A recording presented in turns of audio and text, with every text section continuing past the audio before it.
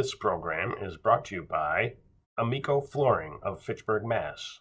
Amico Flooring. Let us floor you.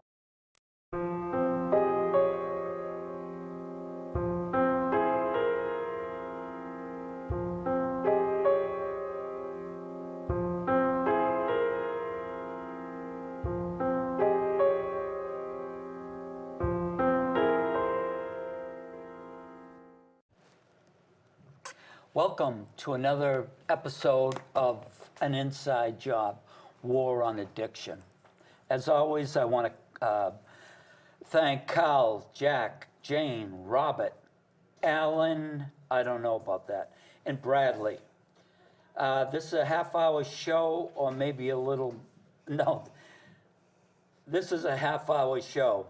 I got busted, so... and it's good. And there's no editing. This is there's no editing.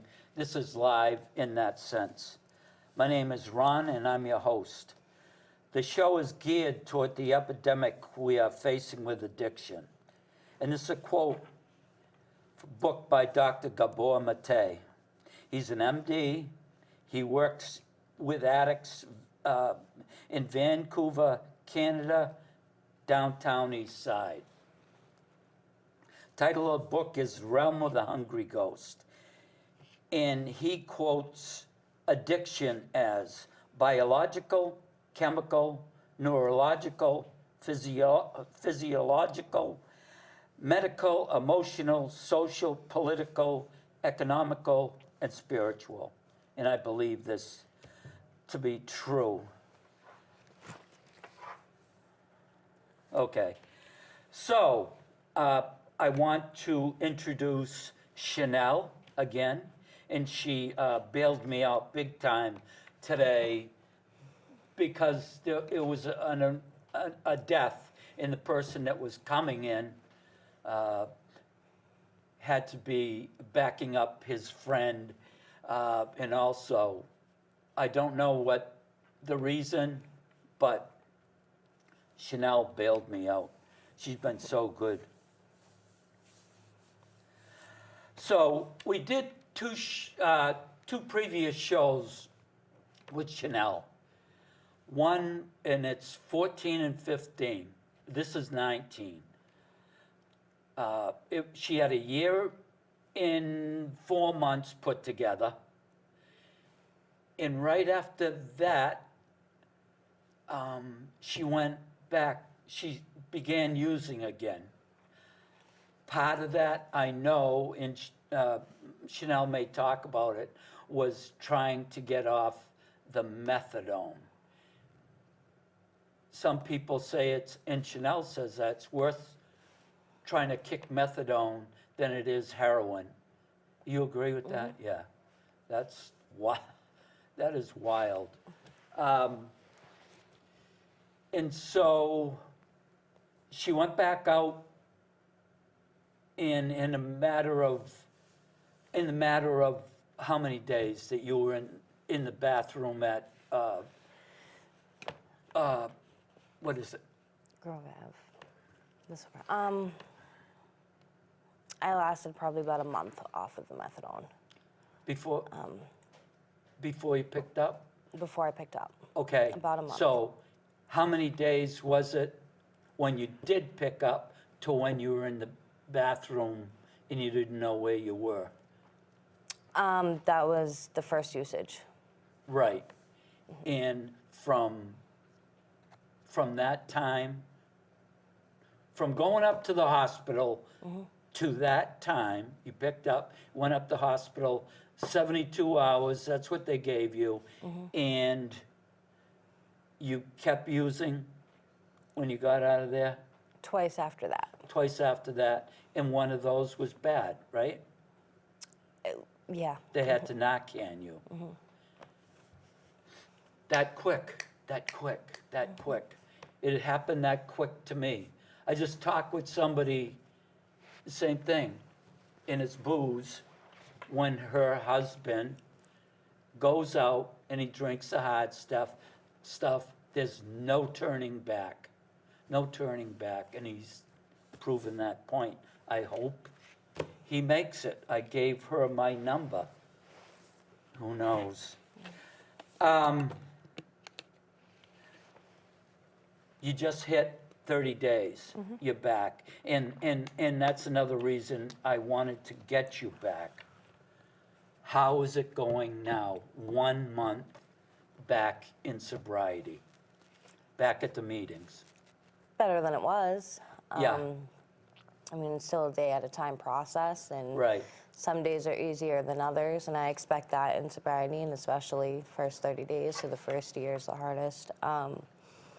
But it's better than it was before. There's more meaning into the 12-step program. I pay more attention.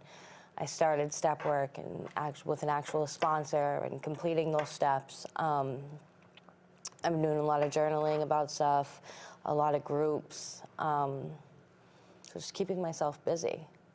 So you, with your journal, which I think is very important, you were able to do, is it a day by day? And and I know you can't talk about the whole thing, some things are personal, but to becoming, look at that, I got a new sport coat and I got my, I just noticed. I lost my point. Journaling. Yeah, journaling. See, from day to day to day, how difficult is it? How difficult has it been? I said it depends on the day. I mean, if I'm journaling, kind of going through the period of the day, it was suggested to me in a 12-step program to do that, and to kind of see like where I'm at emotionally, spiritually, physically. And some days it's just you don't want to write. Some days you rather just kind of relax, go to sleep, watch Yeah. a movie, whatever. And those days are the days that I force myself to. And then when I'm able to reread it, I'm able to see how I was throughout my day, the pinpoints, what's going on here, how did I feel about that. And that's something I didn't do when I was using.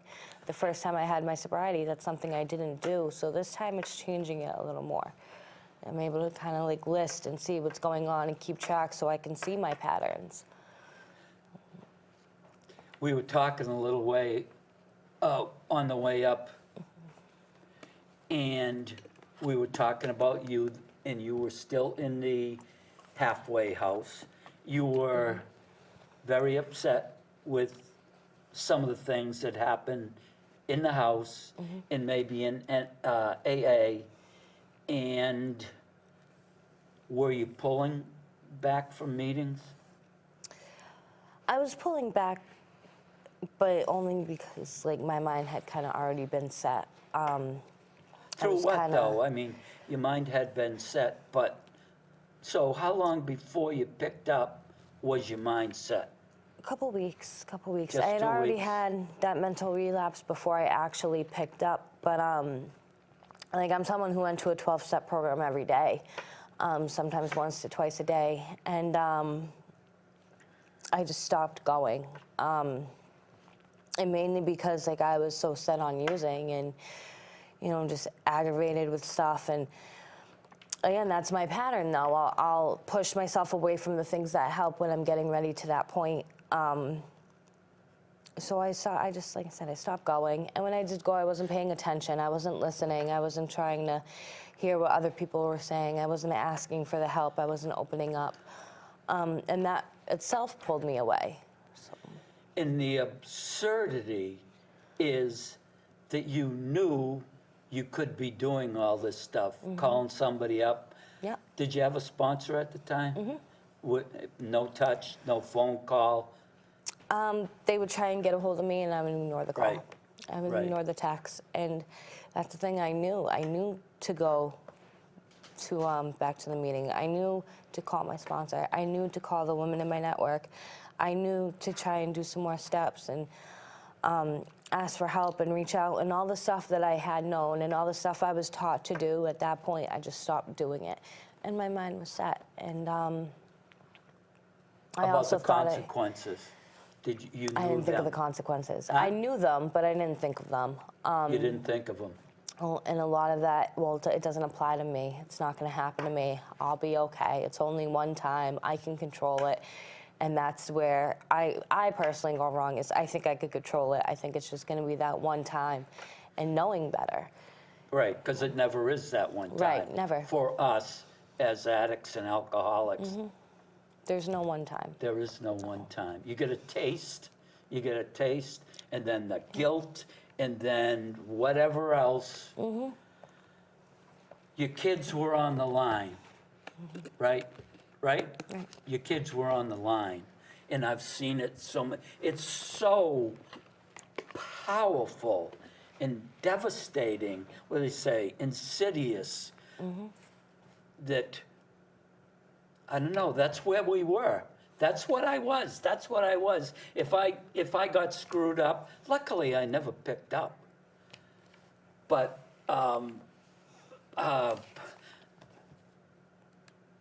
everything's on the line. So, you know, what is in your head? What's in your head?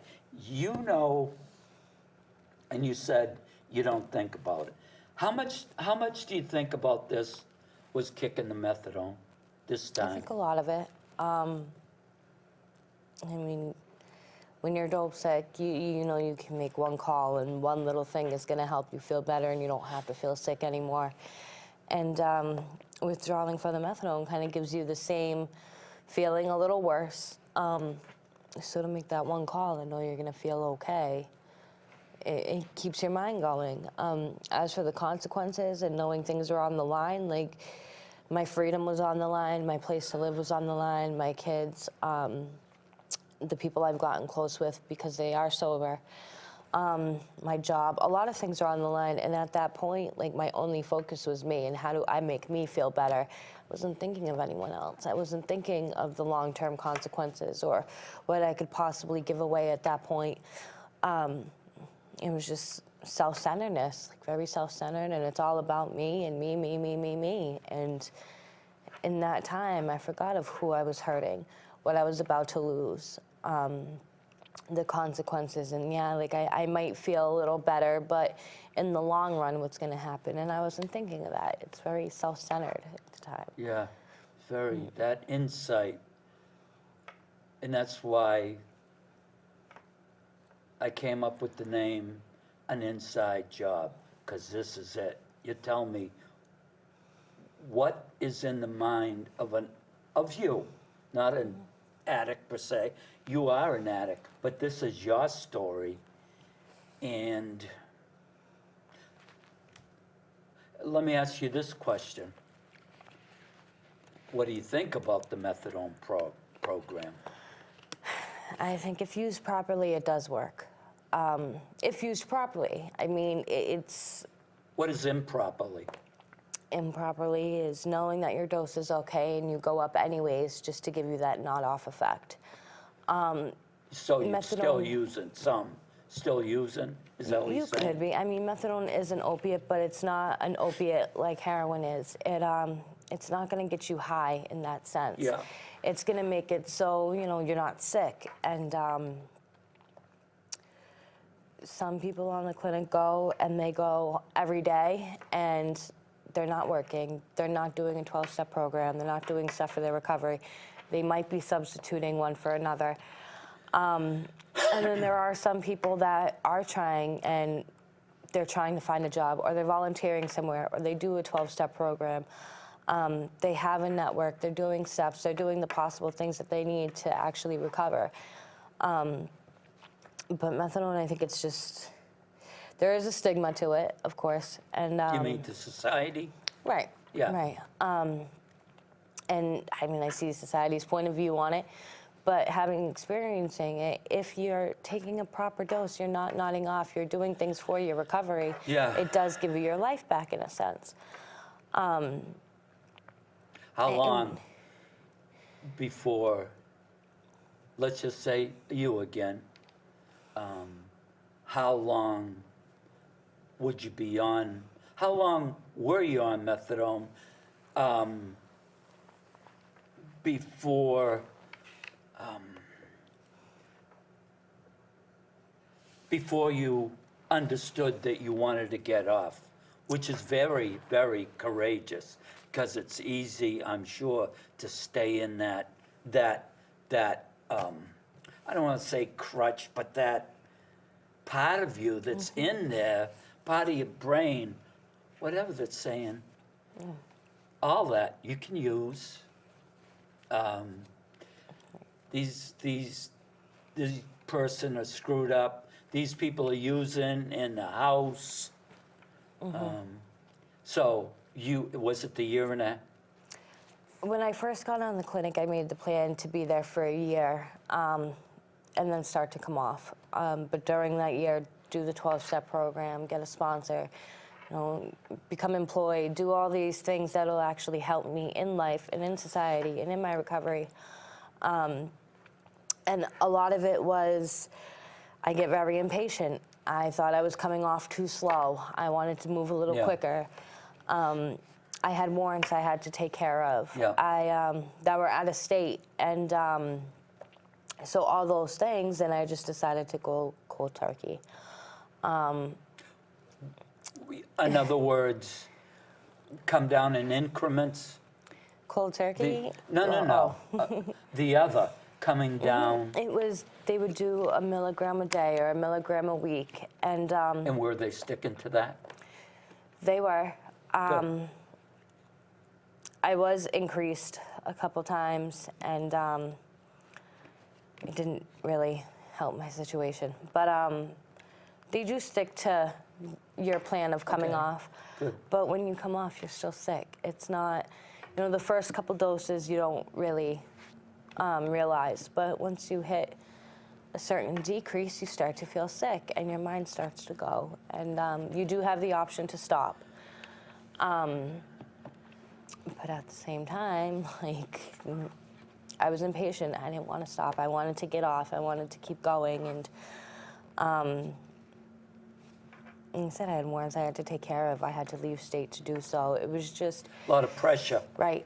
Plus that. Pressure. And then I kind of felt like, once you're done, you're done. That's it. And they're not really willing to help. But that was my opinion at the time, not so my opinion now. It's... But you kicked it. I kicked You're it. not on methadone anymore. Right.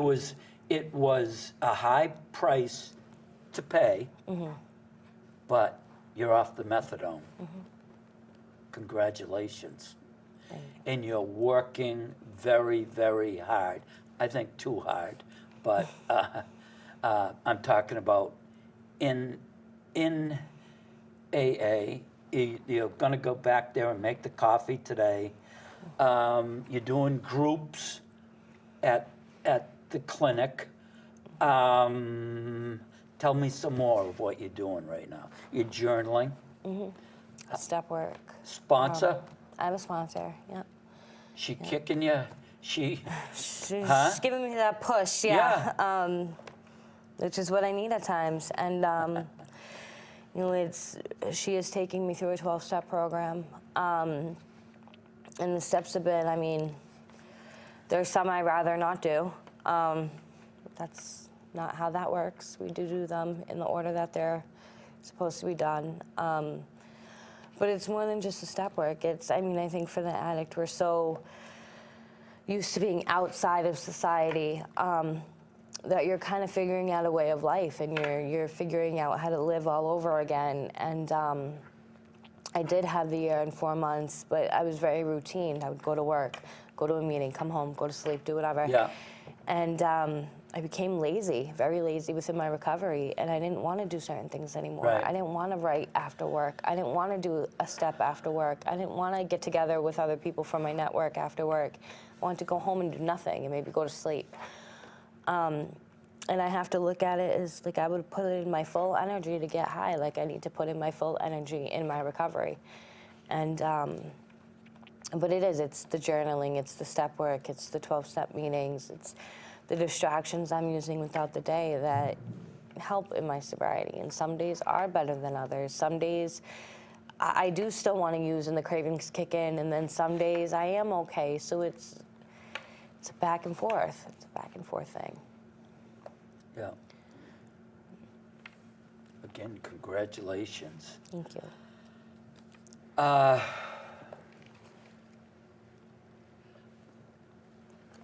You came down and did this. You backed me up on this, and you have from the beginning. How difficult was it? It's not. Get up and come down. You've been so wonderful for this show. Again, I say episode 14 and 15, and this one, 14 and 15, so powerful. The before, the after, the methadone, the paying attention, and then boom. Yeah, they would say it in the old days that you were budding, B-U-D-I-N-G, and it was building up to a drink. You're getting there, and sometimes people notice and they tell you, Yep. you know, I'm trying to cut down on one of my psych meds, all right, because I don't like being that confused, and my wife will say, she can notice like that. She says, I feel like I'm walking on eggshells. I am thinking clearer, but there's a price for that because I can go off. So, you know, all these choices that we make now.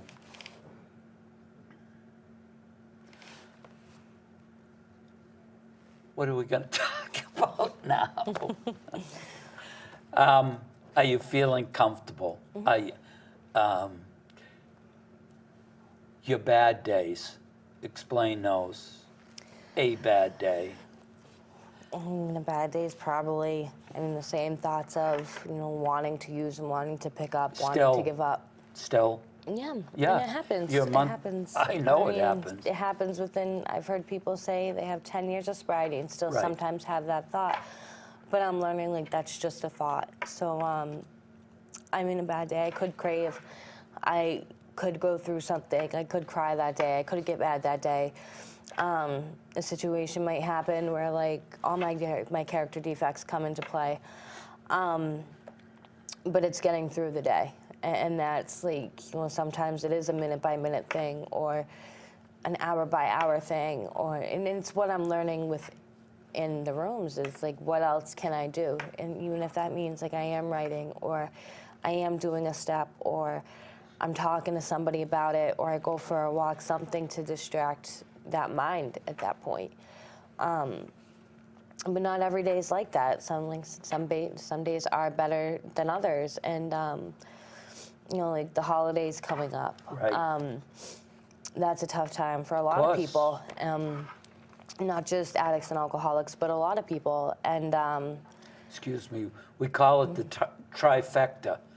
Thanksgiving, Christmas, and New Year's. We got over one. You know, it really is, like for you, it's so difficult because of the kid situation. And that's- But you're on the mend. You're on the mend. You, I won't get into what has happened, but you were very courageous in what you did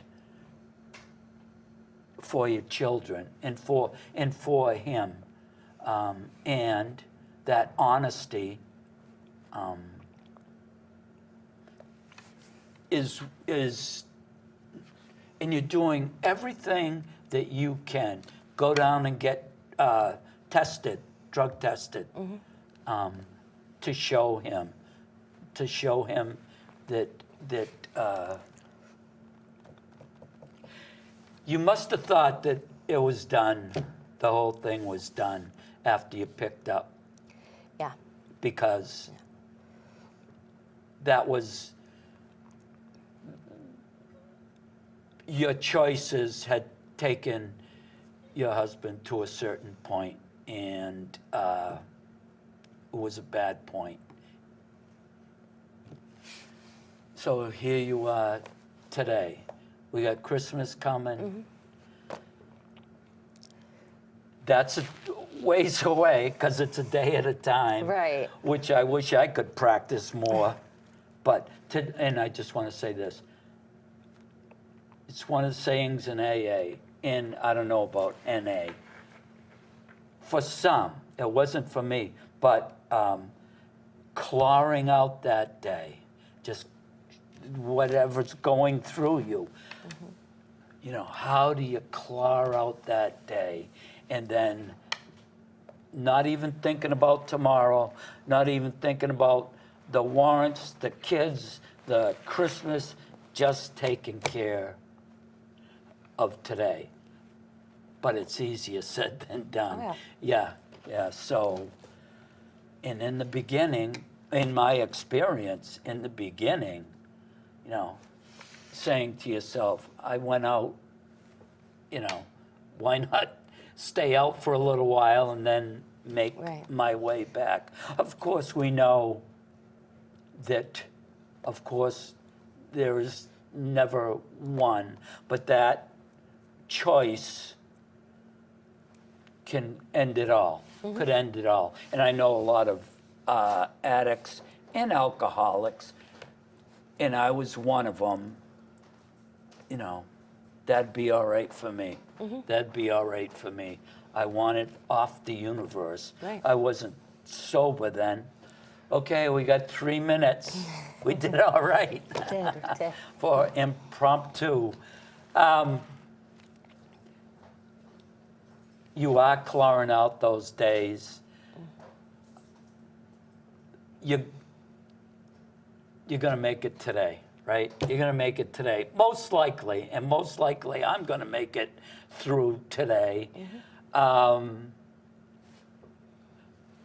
you are here, and again, spilling your guts to help the people out there that are dying, the people out there that are going to die.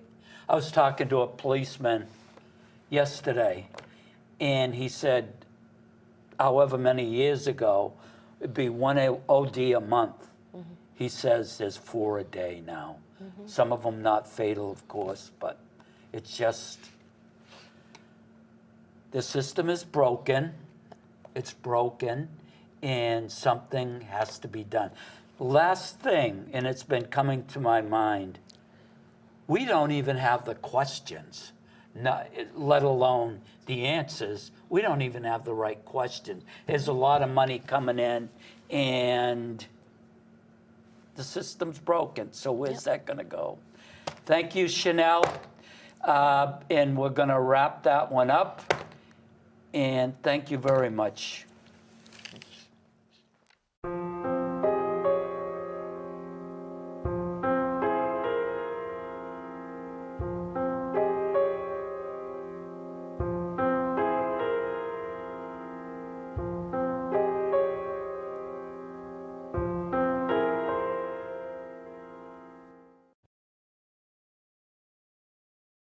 This program is brought to you by Amico Flooring of Fitchburg, Mass. Amico Flooring. Let us floor you.